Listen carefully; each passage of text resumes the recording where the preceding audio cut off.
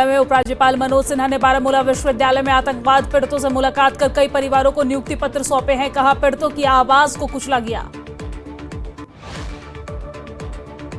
उपराज्यपाल मनोज सिन्हा ने कहा, टीआरएफ जैसी भाषा बोलना बंद करे, ऐसे लोगों के खिलाफ कार्रवाई होगी। कई आतंकियों की मौत पर आंसू बहाने वाले भी हैं। एलजी ने हर जिले के लिए हेल्पलाइन शुरू की है। पुनर्वास प्रक्रिया धीरे धीरे आगे बढ़ेगी। सभी का पुनर्वास एक साथ संभव नहीं है। न्यूज 18 से एक्सक्लूसिव बातचीत में जम्मू कश्मीर के उपराज्यपाल मनोज सिन्हा ने कहा, जम्मू कश्मीर में अब खुलेआम आतंक और अलगाववाद के खिलाफ आवाज उठ रही है। बोले कि ये घाटी के लिए शुभ संकेत है। न्यूज 18 के ग्रुप एडिटर ब्रिजेश सिंह के साथ बातचीत करते हुए उपराज्यपाल मनोज सिन्हा ने कहा कि सभी पर्यटन स्थलों पर सुरक्षा कड़ी है। जम्मू कश्मीर की जनता आतंकवाद के खिलाफ है। ऑपरेशन सिंदूर के बाद एलजी मनोज सिन्हा का पहला इंटरव्यू। कहा कि पाक प्रायोजित आतंकवाद के खिलाफ खड़ी हुई आवाम, और जब आवाम खड़ी होती है तो आतंकवाद भी खत्म होता है। जम्मू कश्मीर में रेल कनेक्टिविटी पर एलजी मनोज सिन्हा का बयान आया सामने। कहा, जम्मू रेलवे का डिवीजन ऑफिस बन गया है। वंदे भारत ट्रेन जम्मू तक भी जाने लगेगी। साथ ही दिल्ली से भी श्रीनगर तक रेल सेवा भी जल्द मिलेगी। टूरिज्म इन्वेंशन बयान देने वालों पर एलजी मनोज सिन्हा का हमला। कहा कि पिछले 2-3 सालों में टूरिज्म इन्वेंशन जैसे बयान आए हैं सामने। ऐसे बयान टीआरएफ के लोग देते हैं। अमरनाथ यात्रा को लेकर न्यूज 18 से बोले उपराज्यपाल मनोज सिन्हा। कहा कि अब तक 1.5 लाख से अधिक भक्तों ने बाबा बर्फानी के दर्शन किए हैं। भक्तों के लिए कड़ी सुरक्षा है। आज अमरनाथ यात्रा 2025 का 12वां दिन है। जम्मू से यात्रा के लिए 7,049 श्रद्धालु रवाना हुए हैं। अमरनाथ यात्रा के लिए पहलगाम मार्ग से 4,158 यात्री, तो वहीं बालटाल मार्ग से 2,819 यात्री रवाना हुए हैं। रामबन प्रशासन ने तीर्थयात्रियों की सुविधा के लिए किए विशेष उपाय। अमरनाथ यात्रा मार्ग पर स्वच्छता और सफाई व्यवस्था और अन्य सुविधाओं की व्यवस्था की है। अमरनाथ यात्रियों की सुरक्षा के लिए सेना ने शुरू किया ऑपरेशन शिवा 2025। यात्रा मार्ग से 8,500 सैनिकों की तैनाती। ड्रोन अटैक रोकने के लिए हाईटेक सिस्टम से लाइव मॉनिटरिंग। आपात स्थिति से निपटने के लिए 100 बेड की अस्पताल की भी व्यवस्था की गई है। अमरनाथ यात्रा को लेकर बांडीपुरा उपायुक्त का बयान आया सामने। अमरनाथ यात्रा सुचारू रूप से जारी, किसी भी तीर्थयात्रियों से कोई शिकायत नहीं मिली है। प्रशासन तीर्थयात्रियों को बेहतर सुविधा देने का प्रयास कर रहा है। श्रीनगर में प्रशासन ने पार्टी मुख्यालय को सील किया है। 13 जुलाई की प्रार्थना सभा रोकने की कोशिश की गई है। शेख बाग स्थित आवास पर भारी पुलिस की तैनाती की गई है। सहयोगियों से मिलने पर रोक लगाया गया है। पीडीपी का सीएम उमर पर निशाना। 13 जुलाई को लेकर उमर अब्दुल्ला पर पलटवार। कहा, विपक्ष के वादे सत्ता में बहाने करते हैं उमर। सत्ता में आते ही उमर ने प्रचार के बहाने शहीदों को भुलाया है।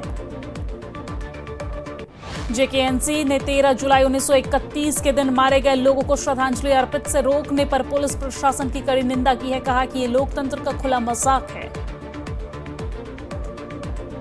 उमर अब्दुल्ला के बयान पर भड़के कविंदर गुप्ता। कहा कि 13 जुलाई की घटना की तुलना जालियांवाला बाग से करना शहीदों का अपमान है। उमर ने अपने वोट बैंक की खुशी के लिए ऐसा काम किया है।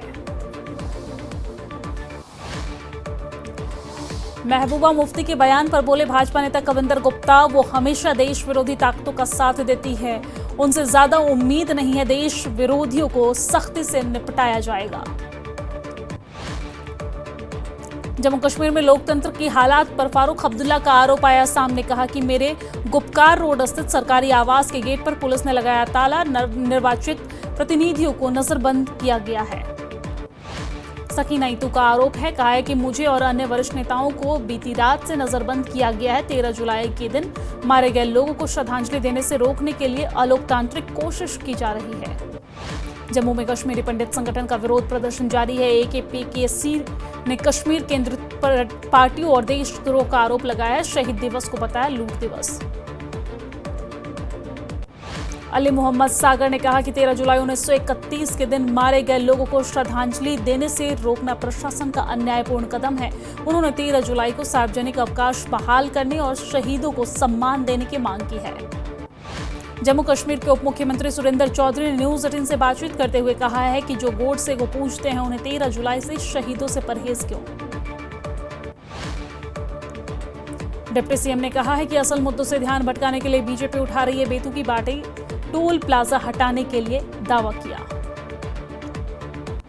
इल्तिजा मुफ्ती का सीएम उमर अब्दुल्ला पर हमला। 13 जुलाई को कश्मीर में गैर मौजूदगी पर उठाए सवाल। बोली कि सत्ता में आकर एनसी ने बदला रुख। इल्तिजा मुफ्ती ने एनसी पर लगाया दोहरेपन का आरोप। 13 जुलाई के ऐतिहासिक दिन से दूर रहने पर जताई नाराजगी।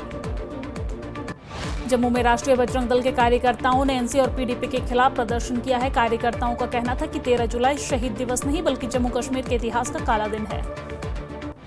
13 जुलाई को लेकर जम्मू कश्मीर में सियासी घमासान जारी है। सीपीएम नेता यूसुफ तारिगामी ने कहा है कि 13 जुलाई सिर्फ एक तारीख नहीं बल्कि हमारी पहचान का हिस्सा है जिसे मिटाया नहीं जा सकता है। जम्मू कश्मीर कांग्रेस अध्यक्ष तारिक हमीद कर्रा ने 13 जुलाई के विवाद पर टिप्पणी करने से इनकार किया है। कहा है कांग्रेस इस विवाद में नहीं उलझेगी। केंद्र को राज्य का दर्जा जल्द बहाल करना चाहिए। एनसी नेता तनवीर सादिक ने 13 जुलाई को अवकाश बहाल करने की बात कही है।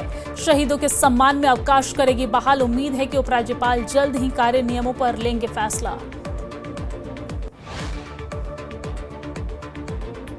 स्वास्थ्य मंत्री एवं शिक्षा मंत्री सकीना इतू ने 13 जुलाई मामले में प्रतिक्रिया दी है। बोली कि 13 जुलाई के शहीदों की कुर्बानियों को उनकी पार्टी श्रद्धांजलि अर्पित करती है। पार्टी ने इस संबंध में पहले ही उपराज्यपाल को एक पत्र भेजा है ताकि इस दिन शहीदों को उचित सम्मान और श्रद्धांजलि दी जा सके।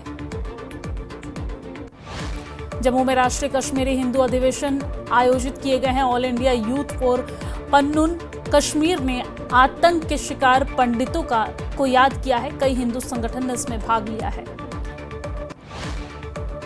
कुलगाम में बस दुर्घटना। NH44 पर 3 बसों की टक्कर आपस में हुई है। 15 से 16 यात्रियों को मामूली चोट आई है। बीएसएफ जवानों ने तुरंत राहत बचाव कार्य शुरू किए। सांबा में रामगढ़ में बिजली कटौती से किसानों में गुस्सा है। धान की फसल की बुआई बाधित होने की वजह से ट्यूबवेल और पंपसेट ठप है। ग्रामीणों ने बिजली विभाग को चेतावनी दी है। सांबा में किसान बिजली संकट से परेशान है। सिंचाई ठप होने की वजह से फसल को खतरा है। कहा कि जल्द समाधान नहीं हुआ तो आंदोलन करेंगे। जम्मू श्रीनगर राष्ट्रीय राजमार्ग पर कोलगाम में खुदवानी में कई वाहनों की टक्कर देखने को मिली है। हादसे में 10 से अधिक अमरनाथ तीर्थ यात्री घायल हुए हैं। घायलों को अस्पताल में भर्ती कराया गया है। सांबा में पुरमंडल में पाकिस्तान का संदिग्ध गुब्बारा मिला है। पुलिस ने जब्त कर जांच शुरू कर दी है। सांबा के पुलिस ने बताया कि गुब्बारा पाकिस्तान से हवा के जरिए आया हो सकता है। सुरक्षा एजेंसियों को सूचित किया गया है। डिप्टी सीएम सुरेंद्र चौधरी का अस्पताल का औचक निरीक्षण देखने को मिला है। अखनूर उप जिला अस्पताल में डिप्टी सीएम ने सफाई, दवाओं और इलाज की सुविधाओं का जायजा लिया। मरीजों से संवाद भी किया है। डिप्टी सीएम सुरेंद्र चौधरी ने अस्पताल में सुविधाएं जांची है और अधिकारियों को निर्देश दिए हैं। मरीजों को बेहतर सेवा और साफ सुथरा वातावरण मिलने के आदेश दिए हैं। मेंढर में एनसी कार्यकर्ताओं की मेंढर जोड़ो यात्रा को लेकर बैठक की गई है। एनसी ने लोगों को जोड़ना और उनके मुद्दों के साथ समाधान करने का उद्देश्य जताया है। किश्तवाड़ में एनसी ने 13 जुलाई 1931 को शहीदों को श्रद्धांजलि देने के लिए सर्वधर्म एकता रैली का आयोजन किया है। बड़ी संख्या में एनसी कार्यकर्ताओं ने इसमें भाग लिया है। गुलमर्ग में अलोहा में सामान्य योग्यता परीक्षा का आयोजन किया गया है। कक्षा 4 से 10 तक की परीक्षा का आयोजन किया गया है। आतंकवाद पीड़ितों के लिए रियासी पुलिस की पहल। पीसीआर रियासी में हेल्पलाइन सेल स्थापित किए गए हैं। आतंकवाद पीड़ितों और उनके परिजनों की समस्याओं के समाधान के लिए सेल स्थापित किए गए। एनसी ने जम्मू में एक कार्यक्रम का आयोजन किया है। 13 जुलाई को मार्टर्स डे के रूप में इसे मनाया जाएगा। सुचेतगढ़ विधानसभा के गांव कोटली अर्जुन सिंह में सरकारी स्कूल के भवन निर्माण कार्य की शुरुआत हो चुकी है। सुचेतगढ़ विधायक प्रोफेसर गारूराम भगत ने इसकी शुरुआत की है। लोगों की पुरानी मांग पूरी हुई।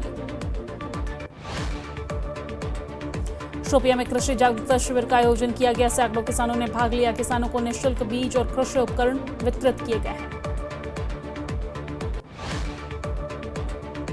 राजौरी के परनादा गांव में सदियों पुराना किला पर्यटन से मुहताज है और लोगों ने सरकार और प्रशासन से इलाकों को पर्यटन के रूप में विकसित करने की अपील की है। श्रीनगर में नई राजनीतिक पार्टी यूनाइटेड कौमी पार्टी का गठन। पार्टी अध्यक्ष मोहम्मद एजाज ने राजनीतिक दलों द्वारा लोगों के शोषण का लगाया आरोप।